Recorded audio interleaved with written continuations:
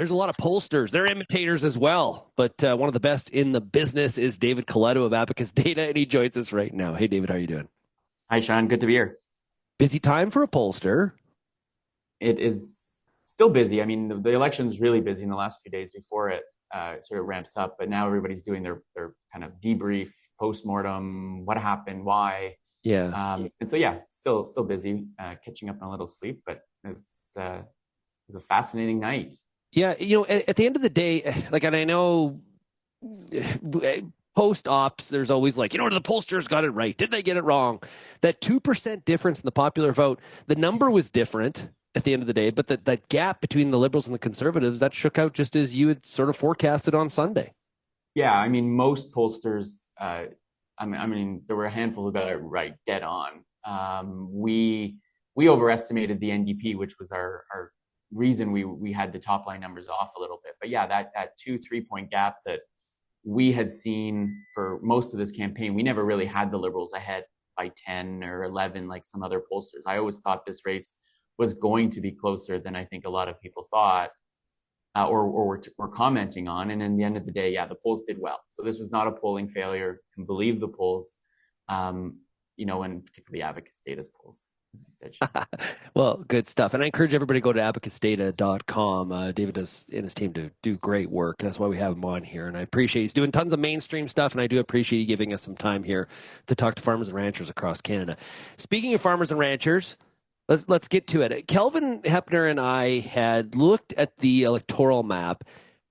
Visually, it sure looks like the rural urban divide is very alive and well.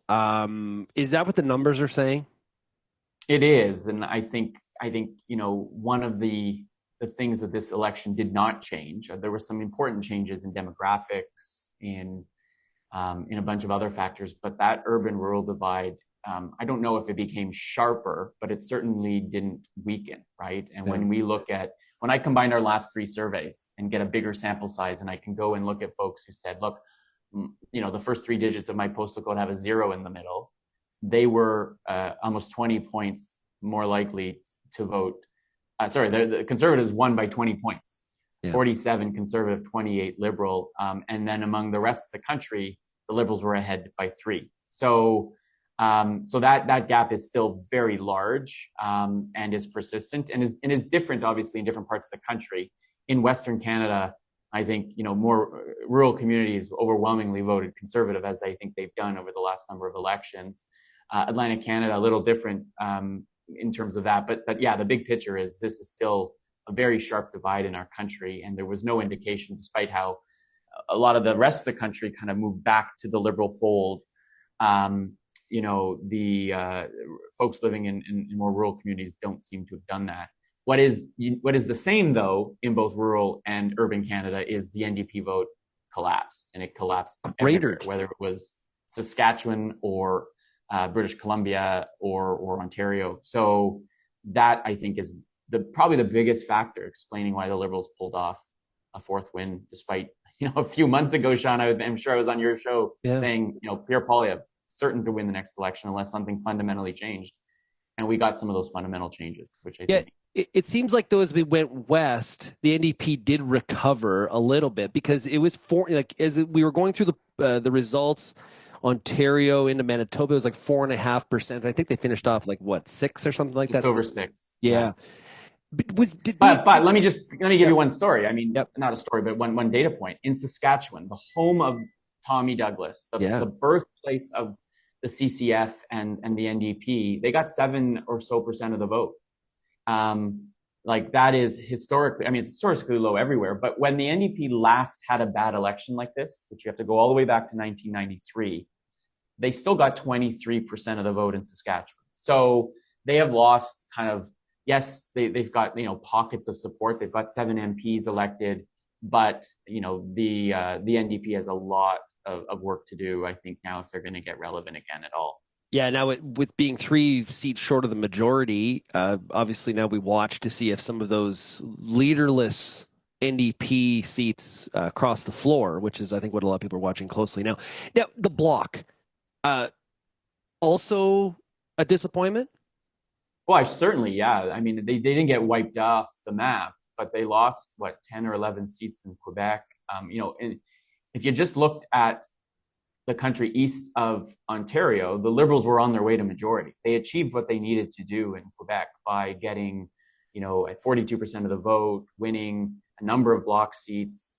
Even yesterday, one flipped over as the vote continued just outside of Montreal. So the bloc had not a great night, had a hard time being relevant. They still have 22 seats, so it's not an insignificant number, but the Liberals made big gains in Quebec, which they had to do if they were going to get to the majority. The rest of the country, though, as you got west of Quebec, spoiled their plans a little bit. In Ontario in particular, and I think the prairies, where many people thought the Liberals might make some gains in Calgary and Saskatoon and Edmonton, that did not materialize. No. And they lost one seat in Calgary, the Liberals, and they gained one.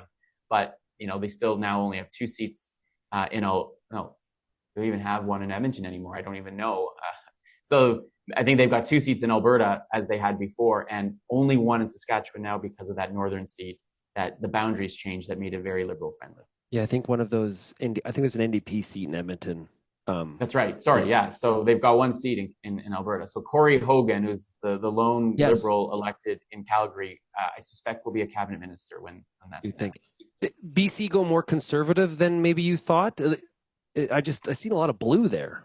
Yeah, I mean, BC moved in two different directions. I think the interior of British Columbia, as the NDP vote collapsed, a lot of that vote went to the Conservatives. So other than Kelowna, which I think is an artifact of an older population voting Liberal more across the country, outside of Kelowna, it's blue. And then you get towards the lower mainland, and the Liberals did quite well. Liberals won the popular vote in British Columbia, which they almost never do. And they even picked up a few seats on Vancouver Island. So yeah, it's turned even BC into really a two-party province where the NDP vote is down into the teens, which is, again, historically bad for them. Yeah, that Kelowna race was tight. Like one poll to go, it was like 160 vote difference. And older Canadians, but also probably some influence, people moving from Vancouver. I wonder if that played a role. Yeah, retirees from Vancouver, I think, are the perfect.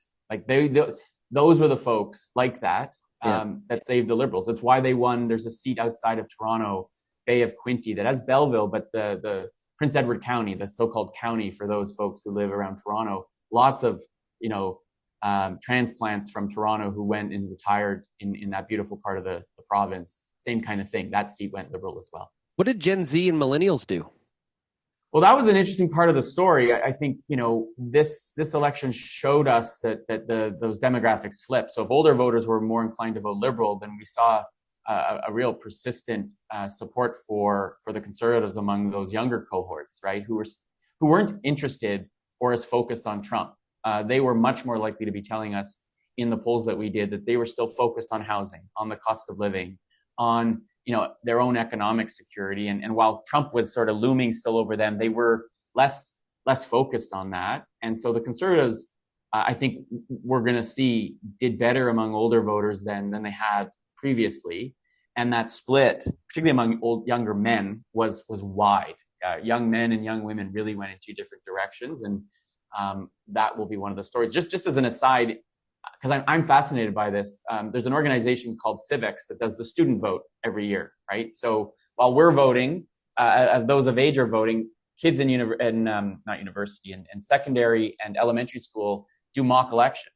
And so there were 900,000 students who voted, and the Conservatives won for the first time the student vote, which I think is reflective of that, one, the influence the Conservatives have had at telling a story to young people about the future, about the insecurity that they're feeling, and their desire to see change. And so if there's one thing to talk about, even though the Conservatives lost, is it looks like their coalition of voters, if it holds, are younger and therefore maybe more durable over the long term. And if I'm going to find silver linings for the Conservatives, it's that maybe their future does look a little bit brighter because they've found a way to connect with young voters in a way that conservative parties have really had a hard time doing in the past. Yeah, I've read some of that commentary from some analysts. It's really fascinating. When I think of, like, you think back, I don't know, 8-10 years, beginning of the Trudeau time as prime minister,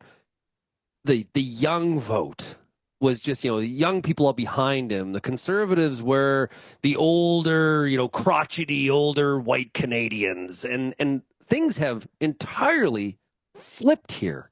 It's it's absolutely fascinating. Like, how do you, like, when you view this? How do you see it? Yeah, I mean, if I'm going to simplify it for your listeners and watchers and viewers, I think it's Mark Carney, the older candidate in this race of the three main party leaders. Not that age is always important. Young people loved Bernie Sanders, for example, and he was Yep. in his 60s and 70s when he was running for president. But Mark Carney represented stability. He was not the conservative candidate, but a version of like status quo, right? We want security, we want safety. And Pierre Poilievre, I think, represented disruption. And for some, disruption's a bad thing, and for others, it's a good thing. Because if you think the world and your life is hard, and that there's systems in place that are protecting certain interests or making it easy for that boomer to keep their home, but making it impossible for me to buy one, then you're going to seek someone who wants to shake it up, right? And I think Pierre Poilievre was that for half this country who were looking for that kind of thing. And I think young people were much more likely to be inclined for that. So I think they were looking, at the end of the, throughout the campaign, Poilievre talked about his version of the future looked hopeful. I want to bring hope back to people, they live in safe streets and buy their homes. That really did appeal to younger Canadians. Not to say that older Canadians don't want those things, but they were much more focused on what they thought was the existential threat of Trump, as opposed to the existential threat of a world that, makes it hard for me just to do the things I thought I should be able to do by a certain age. As somebody that resides in Alberta, you can imagine what my inbox, the messages it was full of on Tuesday morning. The Canadian Shield, it visually now, if you looked at the electoral map, it really looks like it's not only a physical barrier, it's a bit of a political divide here. Yeah. I'm curious if you have done any polling yet. Like, I've been sort of speculating, although this election was about Trump for Carney, his greatest challenge may actually be national unity, not Trump. What are your numbers showing you there? If you've asked? Yeah, I think there is. I mean, I think what voters showed up and said in Alberta and Saskatchewan in particular, and maybe in the interior British Columbia, like, they're very similar than the coast, is that while the Liberal vote went up, they didn't make a breakthrough, right? They did not win seats in many of those in many seats in those provinces. And so with 60+% of the vote in Alberta voting Conservative, with close to the same proportion in Saskatchewan voting that way, I do think we've it wasn't long ago we were talking about a national unity crisis involving Quebec again, because you may have had the Bloc as the official opposition, and we may still get a PQ government in Quebec next year when Quebec votes. But now it looks more likely that we'll be talking about how do we and our Western Canadians comfortable and feeling part of the country. And you have Preston Manning and Danielle Smith even yesterday saying, look, if citizens in Alberta initiate a referendum, we're not going to stop it. And so I think that will be a big part of Mark Carney's agenda. And I think, he said it himself in his victory speech on Monday night. But I also think he's got to be very careful, because he also said something that I thought was risky, in which he described his version of change as one that's tied to Canadian values.